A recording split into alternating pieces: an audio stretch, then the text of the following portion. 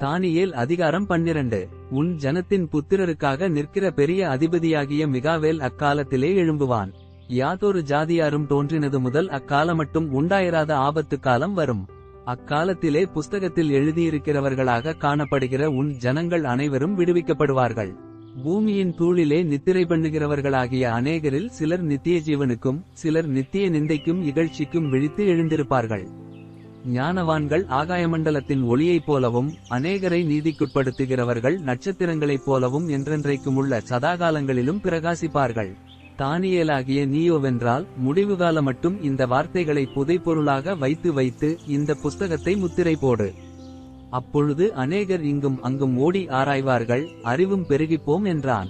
அப்பொழுது தானியேலாகிய நான் ஆற்றுக்கு இக்கரையில் ஒருவனும் ஆற்றுக்கு அக்கரையில் ஒருவனுமாகிய வேறே 2 பேர் நிற்க கண்டேன்.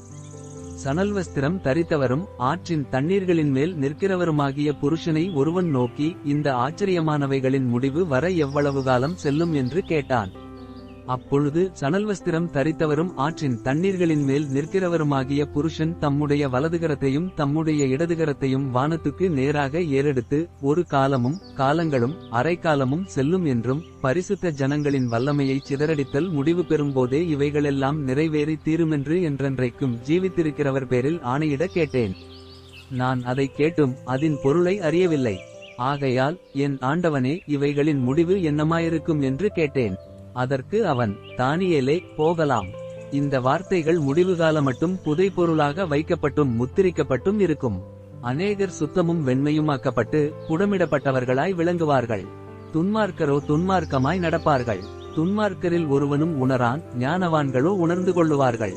அன்றாடபலி நீக்கப்பட்டு பாழாக்கும் அருவருப்பு ஸ்தாபிக்கப்படுங்கால முதல் 1290 நாள் செல்லும்.